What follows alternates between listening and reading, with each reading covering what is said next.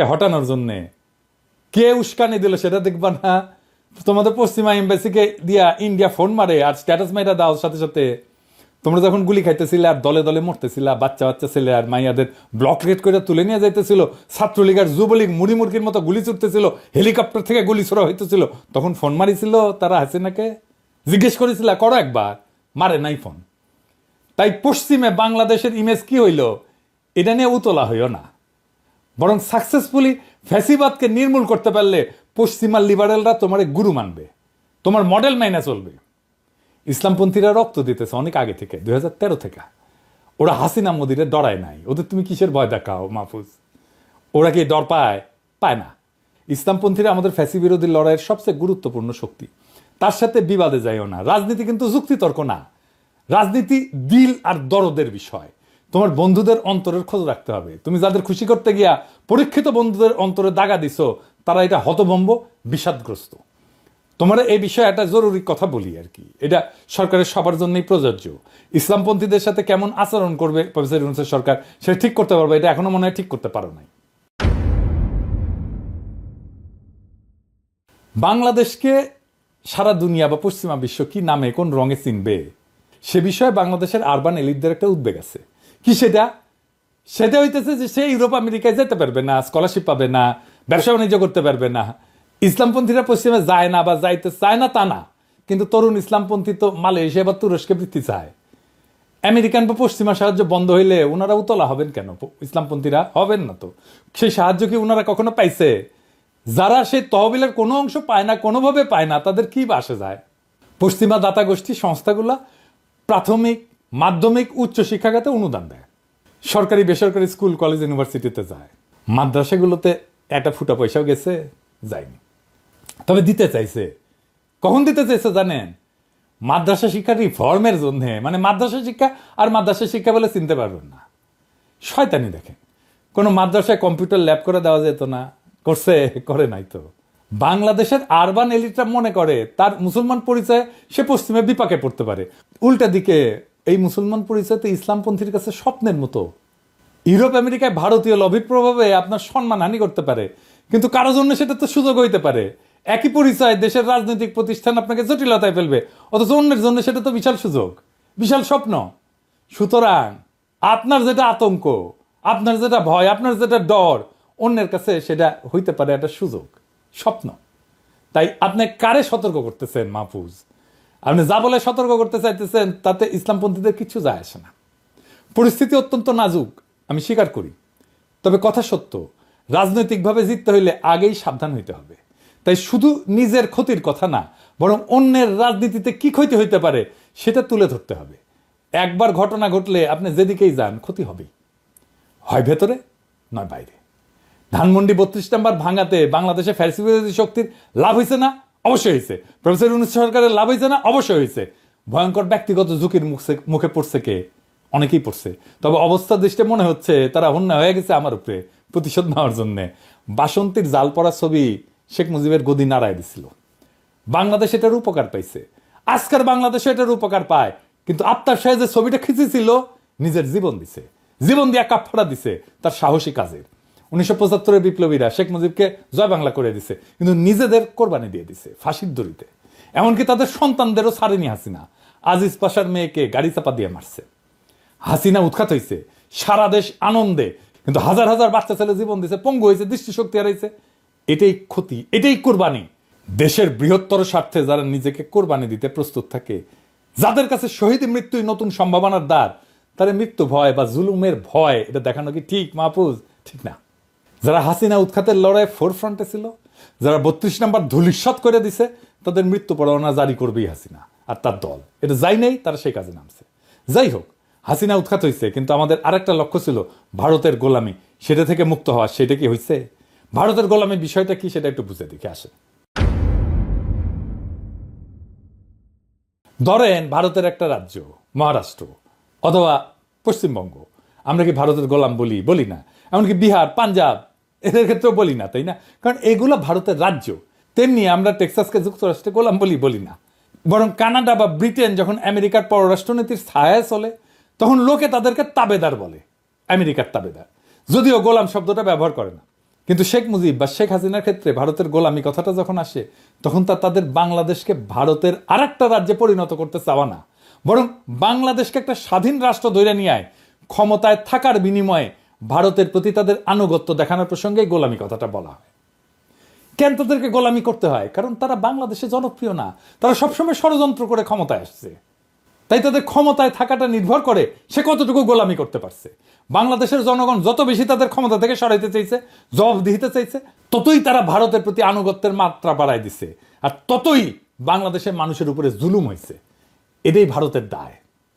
শেখ মুজিবের বাকশাল আর শেখ হাসিনার অনানুষ্ঠানিক একদলীয় শাসন বা বাকশাল 2.0 এইরকমই ছিল।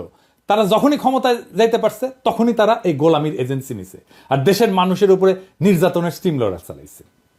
শেখ মুজিবের আমলে 3 বছরের যে স্বৈরাচার এবং কর্তৃত্ববাদ তৈরি হয়েছিল, হাসিনা সেটাকে টাইনা 15-16 বছরে নিয়ে গেছে।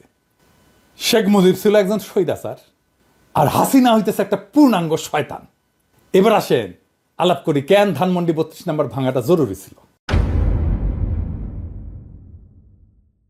নিজেকে একটা প্রশ্ন করেন, পূর্ব পাকিস্তানের জনগণ যে বিচ্ছিন্ন হয়ে বাংলাদেশ গঠন করলো, এটা কি ন্যায়সঙ্গত ছিল? পাকিস্তানকে দখলদার হিসেবে কখন আমরা দেখা শুরু করলাম? দখলদারকে উৎখাতের জন্য যুদ্ধ করা, এই সমস্ত নৈতিক বৈধতা কোন জায়গা থেকে আসলো?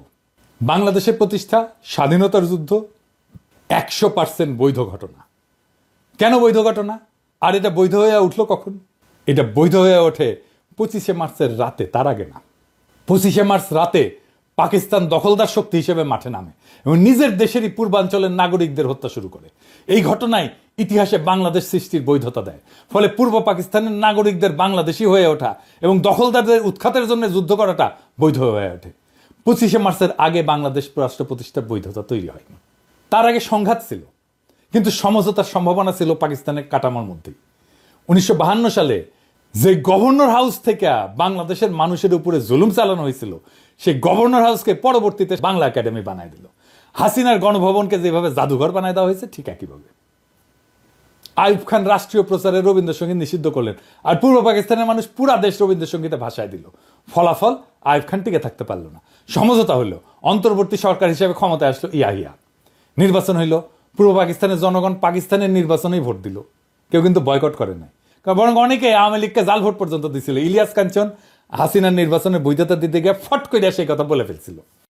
এই যে ফারুক ভাই যেটা বলেছেন যে 70-এর ইলেকশনের সময়, 70-এর ইলেকশনের সময় আমরা নিজেরা ক্যাম্প করেছি এবং আমি ভোটার কিন্তু হইনি, কিন্তু আমি নিজে কিন্তু ফলস ভোট দিয়েছি এবং একটা দুইটা না, অনেকগুলোই দিয়েছি।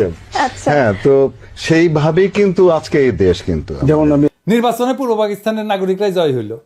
তার 1947 সালে পাকিস্তান গঠনের সময় মূল ভূমিকা রাখছিল, আর 1970 সালে পাকিস্তানের গণতান্ত্রিক ব্যবস্থার মধ্যেই ক্ষমতা দখলের সামর্থ্য দেখাইলো, হিম্মত দেখাইলো।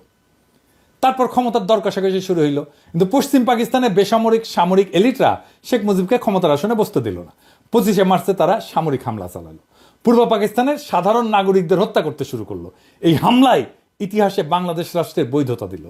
বাংলাদেশের স্বপ্ন পশ্চিম পাকিস্তানদের বঞ্চনার শোষণ থেকে শুরু হয় নাই, শুরু হয়েছে পাকিস্তানিদের গণহত্যা থেকে। নিপীড়ন, হামলা, যন্ত্রণা ইতিহাসে বিপ্লবের বৈধতা এনে দেয়।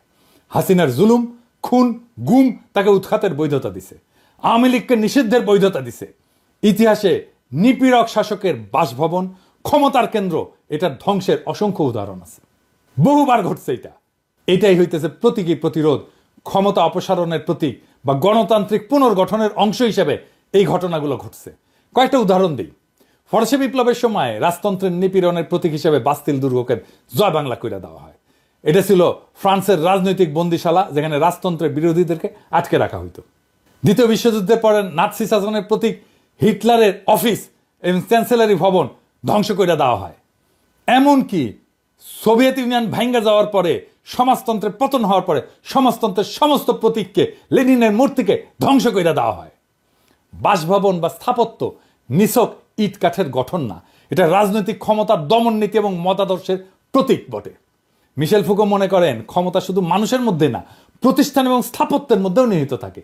তাই প্রতিবাদ শুধু ব্যক্তি বা সরকার পরিবর্তনের মধ্যে সীমাবদ্ধ না, বরং তার প্রতীক এবং কাঠামোর বিনাশটাও জরুরি। বদ্রিয়ারের মতে রাজনৈতিক ক্ষমতা নিজেকে প্রতীক দিয়ে চিহ্নিত করে।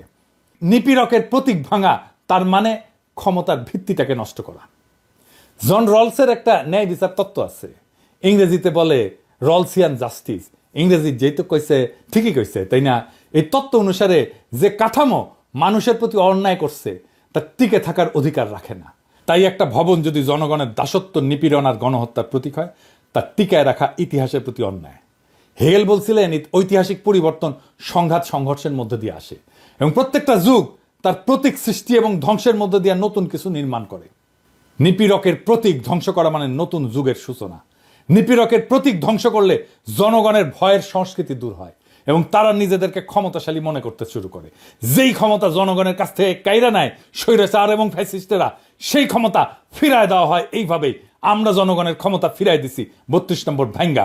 32 নম্বর ভাঙ্গার ইতিহাস শতাব্দীর পর শতাব্দী জালেমদের জন্য শিক্ষা হয়ে থাকবে, প্রতিবাদী মানুষের জন্য অনুপ্রেরণার উৎস হইয়া থাকবে।